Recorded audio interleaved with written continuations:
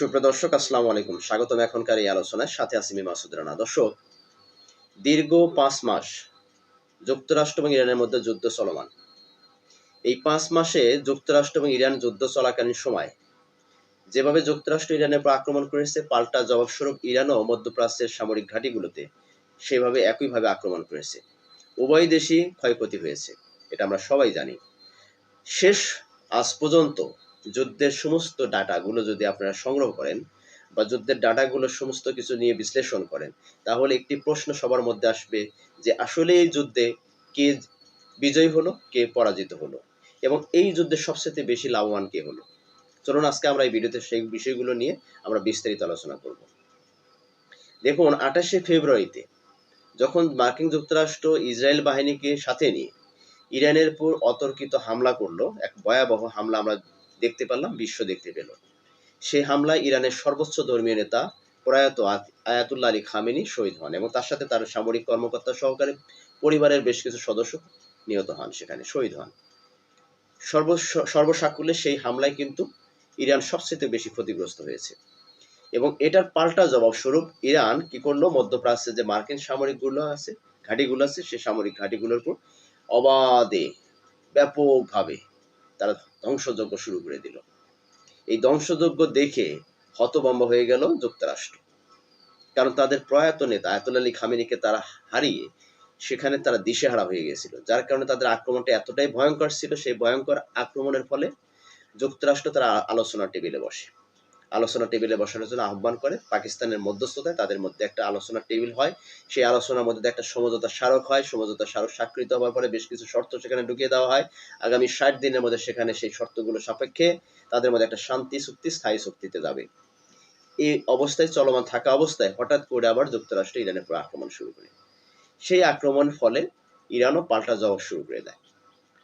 এই জবাবের ফলে তাদের যে সমঝোতা সই ছিল, স্বাক্ষর ছিল, সেটা আপনি সেটা কিন্তু ভেঙে যায়। উভয় দেশে কিন্তু ইতিমধ্যে ঘোষণার মাধ্যমে সেই চুক্তি ভেঙে দিয়েছে। এখন সর্বশেষ যে যুক্তরাষ্ট্র এবং ইরানের মধ্যে যে চলমান যুদ্ধ, এই যুদ্ধে আমরা গত একটানা ৯ দিন যে যুদ্ধের পরিস্থিতি এবং সবকিছু পর্যালোচনা করে যেটা দেখতে পাচ্ছি, যে যুক্তরাষ্ট্র যত মানে অনেকটাই আগের চেয়ে আক্রমণাত্মক হয়েছে ইরানের উপর। বিশেষ করে ইরানের বিভিন্ন যে স্থাপনাগুলো আছে, সেই স্থাপনাগুলোর উপর কিন্তু তারা ব্যাপকভাবে তারা ধ্বংসযজ্ঞ চালাচ্ছে।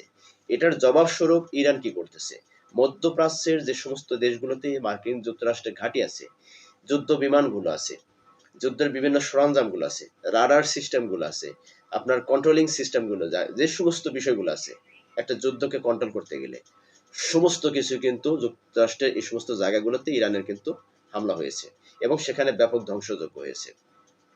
এতগুলো বিশ্লেষণ করার অর্থ এক জায়গায়, সেটা হচ্ছে যে এই যে আজকে আমি শুরুতে বলেছি যে আসলে কোন দেশ সবচেয়ে বেশি লাভবান হলো, কোন দেশ ক্ষতিগ্রস্ত হলো, এই যুদ্ধে বিজয় কে হলো, পরাজিত কে হলো। এই জন্য একটু বললাম, এই বিষয়টি সমষ্টিগত বিষয়গুলো একটু শেয়ার করলাম, যে এই জন্য যে আসলে এই যুদ্ধে বিজয় কে। দেখুন, আক্রমণের দিক দিয়ে যুক্তরাষ্ট্র এবং ইরানের মধ্যে যে পাল্টা হামলা হয়েছে, সেই দিক দিয়ে বিবেচনা করতে গেলে আপনার এখানে বিজয়ী এবং পরাজিত যে দেশটি, সেটা নির্ধারণ করতে খুব কষ্ট হবে আক্ষরিক অর্থ। যদি আপনি অন্যভাবে বিশ্লেষণ করতে যান যে আসলে এখানে এই যুদ্ধে সবচেয়ে বিজয়ী হয়েছে, সেটা এক বাক্যে বলতে পারেন ইরান। আমি কিন্তু হামলার দিকে বা পাল্টা হামলার দিকে যাচ্ছি না। এখানে পাল্টা আক্রমণের হিসাব করতে গেলে উভয় দেশই ক্ষতিগ্রস্ত হয়েছে। সেখানে ইরানের বর্তমান ক্ষতি কিন্তু অনেকটাই বেড়ে গেছে। যুক্তরাষ্ট্র যেভাবে আক্রমণ করতেছে, সেই আক্রমণের ফলে ইরানের যে অবকাঠামোগুলো, যে সমস্ত স্থাপনাগুলো আছে, এই স্থাপনাগুলো ধ্বংস হয়ে যাচ্ছে, যার ফলে কিন্তু ইরান এখানে ব্যাপকভাবে ক্ষতিগ্রস্ত হচ্ছে। আমরা এটা কম বেশি কিন্তু বুঝতে পারতেছি। এখন ইরান কিন্তু মোটামুটি ক্ষতির সম্মুখীন আছে এবং পাল্টা জবাব কিন্তু যুক্তরাষ্ট্রকে ব্যাপকভাবে, কারণ যুক্তরাষ্ট্র এখানে ক্ষতি হচ্ছে শুধুমাত্র যুদ্ধের সরঞ্জাম, রাষ্ট্রীয় যে অবকাঠামোগুলো আছে সেই সমস্ত অবকাঠামোগুলো কিন্তু ধ্বংস হচ্ছে না। মধ্যপ্রাচ্যের বেশ কয়েকটি রাষ্ট্রকে আক্রমণ করার ফলে সেখানে স্থানীয় যে অবকাঠামোগুলো আছে সেই অবকাঠামোগুলো ধ্বংস হচ্ছে। কিন্তু এখানে যুক্তরাষ্ট্র ইরানের উপর যে আক্রমণগুলো করছে, সেই আক্রমণগুলো কিন্তু ইরানের ব্যাপকভাবে ক্ষতি হচ্ছে। বিদ্যুৎ কেন্দ্রগুলো ধসে যাচ্ছে, ধ্বংস হয়ে যাচ্ছে। তারপরে বিভিন্ন যে রেল স্টেশনগুলো ধ্বংস হয়ে যাচ্ছে, বড় বড় সেতুগুলো ধ্বংস হয়ে যাচ্ছে। ইভেন পাশাপাশি যে খাদ্য গুদামগুলো আছে, সেই খাদ্য গুদামগুলো ধ্বংস হয়ে যাচ্ছে। সর্বোপরি কিন্তু এখানে ইরান কিন্তু এই যুদ্ধের ক্ষেত্রে এখন অনেকটা ক্ষতিগ্রস্তের মধ্যে আছে, ব্যাপকভাবে ধ্বংসের মুখে আছে।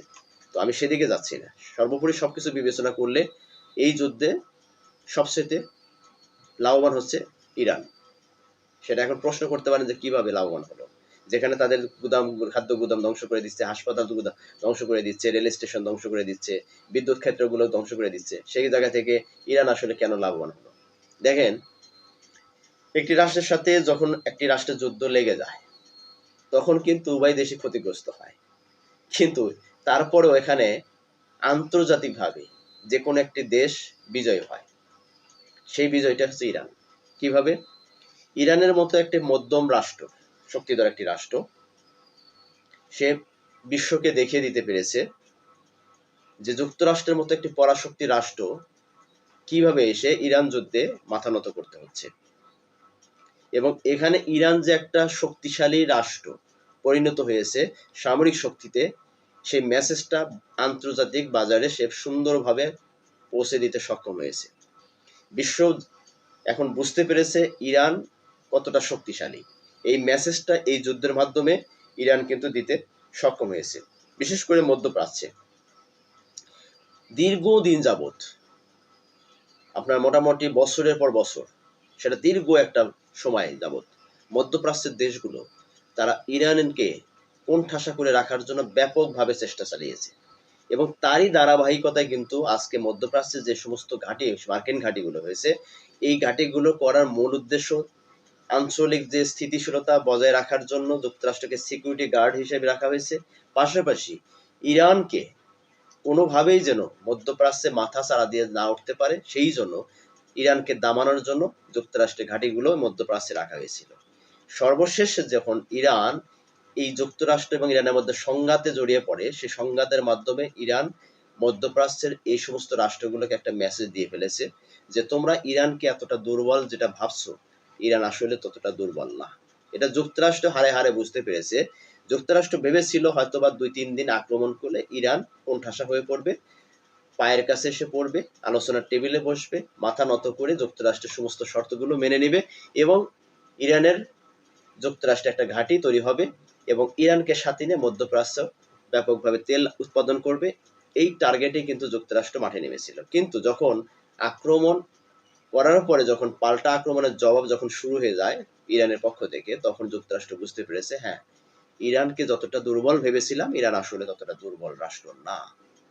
তো এই যুদ্ধের মাধ্যমে ইরান বিশ্বকে যেমন একটা মেসেজ দিল যে ইরান আসলে একটা দুর্বল রাষ্ট্র না, সে একটি শক্তিশালী রাষ্ট্রে পরিণত হয়েছে।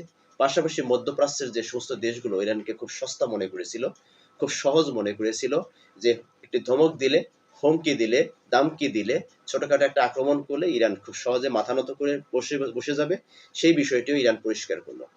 আজকে দেখেন যুক্তরাষ্ট্র এবং ইরানের এই যুদ্ধে ইরানের সফলতা কোথায়? যুক্তরাষ্ট্র এমন একটা জায়গায় এসে পৌঁছেছে যে এখন ইচ্ছে করলেই যুক্তরাষ্ট্র কিন্তু খুব সহজে ইরান যুদ্ধ থেকে বের হয়ে যেতে পারবে না, খুব সহজে না। এটা শুধু আমার কথা না, সারা বিশ্বের যতগুলো রাজনৈতিক বিশ্লেষক আছে, আঞ্চলিক বিশ্লেষক আছে, এবং যুদ্ধের একবার রণক্ষেত্রের যে বিশ্লেষকরা আছে, তারাও বলতেছে, একই কথা বলতেছে, যে যুক্তরাষ্ট্র ইচ্ছা করলে এখন ইরান যুদ্ধ থেকে খুব সহজে তারা মাথা নত করে, তারা যে কোনো ভাবে হোক তারা যেতে পারবে না, ইচ্ছে করলে হবে না। এখানে যুক্তরাষ্ট্রকে যেতে হলে ওই যে আমি শুরুতে বলছি যে মাথা নত করে যেতে হবে, একদম পুরো টোটালি মাথা নত করে যেতে হবে, এবং ব্যর্থ হয়ে ফিরে যেতে হবে। এখান থেকে সফল হয়ে ফেরাটা খুব কষ্ট আছে যুক্তরাষ্ট্রের কাছে। কারণ যুক্তরাষ্ট্র যদি সফলতার মুখ দেখতো, আজকে হরমুজ প্রণালী তাদের কন্ট্রোলে থাকতো, যেটা এখন পর্যন্ত ইরানের আইআরজিসির কন্ট্রোলে আছে হরমুজ প্রণালী, এবং টোটালি বন্ধ আছে। কারণ এই বন্ধ থাকার অর্থটা কি? যে এরপর পুরো হস্তক্ষেপ ইরানের প্রশাসনের। তো যুক্তরাষ্ট্রের দুটো টার্গেট নিয়ে কিন্তু ইরানের উপর আক্রমণ করে, একটা হচ্ছে হরমুজ প্রণালীকে নিজেদের কন্ট্রোল করা, অপরটি হচ্ছে যে পারমাণবিক শক্তিধর রাষ্ট্র যেন না হতে পারে ইরান, সেটার থেকে তাকে প্রতিহত করা বা সেখান থেকে তাকে ফিরানো। তো এই দুটি বিষয় নিয়ে কিন্তু আজকে ইরানের পুরো আক্রমণ, কিন্তু এক জায়গায় টোটালি ব্যর্থ, সেটা হচ্ছে হরমুজ প্রণালী। হরমুজ প্রণালী যদি কোনোভাবে যদি এই যুক্তরাষ্ট্রের কন্ট্রোল থাকতো, তাহলে হরমুজ প্রণালী দিয়ে তাদের যে সমর্থিত বা তাদের নিয়ন্ত্রিত যে সমস্ত যুদ্ধ, সরি বাণিজ্যিক জাহাজগুলো আছে, সেগুলো চলাচল করতে পারতো তাদের সিকিউরিটিতে। কিন্তু টোটালি কিন্তু হরমুজ প্রণালী বন্ধ আছে। এখান থেকে একটা জাহাজ, একটা পিঁপড়া পর্যন্ত যাচ্ছে না এখন। আইআরজিসির পক্ষ থেকে স্পষ্ট করে বলা হয়েছে যে আইআরজিসি যতক্ষণ না পর্যন্ত হরমুজ প্রণালীকে ক্লিয়ারেন্স না দিচ্ছে, পারমিশন না দিচ্ছে, ততক্ষণ পর্যন্ত এখান দিয়ে একটা জাহাজ চলাচল করবে না। তাহলে একটা ক্ষেত্র কিন্তু এক সাইড কিন্তু পুরো টোটালি কিন্তু যুক্তরাষ্ট্র এখানে পরাজিত, যেটা এই যুদ্ধের ফলাফল। আরেকটি বিষয় যেটা পারমাণবিক অস্ত্রধর, অনেকে মনে করতেছেন এবং অনেক বিশ্লেষক ইভেন যে আমেরিকার অনেক সাবেক যে কর্মকর্তারা আছে, সামরিক কর্মকর্তারা আছে, তারাও বলতেছে এবং প্রকাশ্যে বলতেছে যে ইরান ইতিমধ্যে তারা পারমাণবিক শক্তিধর রাষ্ট্রে পরিণত হয়ে গেছে। কিন্তু কেন তারা ঘোষণা দিচ্ছে না? এই ঘোষণা দেওয়ার পিছনে কারণটা কি? খুব শীঘ্রই হয়তো তারা এই ঘোষণাটা দিয়ে যাবে। আজকে যেমন একটা ইরানের পররাষ্ট্রমন্ত্রী আব্বাস আরাগচি তিনি একটি কথা বলেছেন, বক্তব্য দিয়েছেন, বিবৃতি দিয়েছেন। সেখানে তিনি বলেছেন যে ইরানের ভালো অবস্থান না হওয়া পর্যন্ত ইরান এই যুদ্ধ থেকে সরবে না। কারণ যতক্ষণ পর্যন্ত যুদ্ধক্ষেত্রে, যুদ্ধের ময়দানে তাদের ভালো একটা অবস্থান তৈরি হবে, তখন হয়তোবা ইরান এই যুদ্ধ থেকে ফিরে আসবে এবং পাশাপাশি তারা আলোচনা টেবিলে বসবে। তো তার এই বক্তব্যের মধ্যে থেকে কিছুটা কিন্তু ইঙ্গিত যে পারমাণবিক যে অস্ত্র তৈরির ব্যাপারে যে সমস্ত বিশ্লেষকরা মনে করছেন ইতিমধ্যে পারমাণবিক অস্ত্র তৈরি করতে সক্ষম হয়েছে, আমি মনে করি এক্ষেত্রে সফলতা পরিপূর্ণতা না পেলেও খুব দ্বার প্রান্তে। হয়তোবা ইরান তার পিঠ দেওয়ালে ঠেকে যাওয়া সত্ত্বেও আজকে সোজা হয়ে দাঁড়িয়ে আছে শুধুমাত্র পারমাণবিক অস্ত্রটা স্বয়ংসম্পূর্ণভাবে ক্লিয়ার করার পরে তারা একটা ঘোষণা দেবে যে তারা পারমাণবিক অস্ত্রধারী রাষ্ট্রে পরিণত হয়েছে। ততক্ষণ পর্যন্ত ইরানকে অপেক্ষা করতে হবে এবং যুক্তরাষ্ট্রের মুখোমুখি থাকতে হবে। সর্বসাকুল্যে যেটা আমি মনে করি এই মুহূর্তে, আমার ক্ষুদ্র জ্ঞানে, আমার ছোট্ট বিশ্লেষণ, আমি যেটা মনে করি যে ইরান এই যুদ্ধে সফল এবং সবচেয়ে লাভবান। যদিও তাদের যে অবকাঠামোগুলো ধ্বংস হয়ে যাওয়ার ফলে তাদের অর্থনৈতিকভাবে তারা অনেকটাই ধ্বংস হয়েছে, কিন্তু ইরান যে আন্তর্জাতিকভাবে একটি শক্তিশালী রাষ্ট্রে পরিণত হতে পেরেছে, এটা একটা বড় ধরনের মেসেজের মাধ্যমে তার যে সফলতা, এটা হচ্ছে সবচেয়ে বড় সফলতা। এর ফলে হবে কি আগামী দিনে মধ্যপ্রাচ্যের রাষ্ট্রগুলো ইরানের কাছে তাদেরকে কিছুটা হলেও নমনীয় হয়ে থাকতে হবে। অপরদিকে বৈশ্বিক যে পরাশক্তি রাষ্ট্রগুলো আছে তাদের এই মধ্য অঞ্চলে তাদের বাণিজ্য করতে গেলে ইরানের যেখানে তাদের যে কার্যক্রম থাকবে সেই কার্যক্রমকে তাদেরকে শ্রদ্ধা করতে হবে। বিশেষ করে হরমুজ প্রণালী ইরানের যে কন্ট্রোল, ইরানের এই কন্ট্রোলের ফলে ইরানের যে নির্দেশনা থাকবে সেই নির্দেশনাগুলো মেনেই এই পথে তাদেরকে বাণিজ্য করতে হবে। অন্যথায় তারা যদি ইরানকে অবজ্ঞা করা বা উপেক্ষা করার চেষ্টা করে, সেই জায়গা থেকে মধ্যপ্রাচ্যের রাষ্ট্র তথা ইউরোপিয়ান রাষ্ট্রগুলো এবং বিশ্বের যে সমস্ত রাষ্ট্রগুলো তাকে উপেক্ষা করার চেষ্টা করবে, তাদেরকে কঠিন একটা পরিস্থিতির মধ্যে পড়তে হবে। সর্বোপরি যেটা আমি মনে করি এখন এই মুহূর্তে, যে সব কিছু বিবেচনা করলে সর্বসাকুল্যে এই যুদ্ধে ইরান বিজয়ী। দর্শক, আপনারা কি আমার মতের সাথে একমত কিনা জানি না, তবে আমার সাথে যদি একমত হয়ে থাকেন তাহলে সেটা কমেন্টসে জানাবেন। আপনাদের দ্বিমতও থাকতে পারে, সেটাও কমেন্টসে জানাবেন। এবং এতক্ষণ এই আলোচনার মধ্যে দিয়ে, পর্যালোচনার মধ্যে দিয়ে যদি আপনাদেরকে এই ভিডিওটা আপনাদের কাছে ভালো লেগে থাকে, লাইক দিবেন, পারলে শেয়ার করে দিবেন। এবং আবার রিকোয়েস্ট করবো, চ্যানেলে যারা নতুন তারা চ্যানেলটাকে সাবস্ক্রাইব করে পাশে থাকা বেল আইকন চেপে রাখবেন। ধন্যবাদ সকলকে, ভালো থাকবেন, সুস্থ থাকবেন, যে যার অবস্থান থেকে অবশ্যই নিজেদের প্রতি খেয়াল রাখবেন। আল্লাহ হাফেজ। আসসালামু আলাইকুম ওয়া রাহমাতুল্লাহি ওয়া বারাকাতুহু।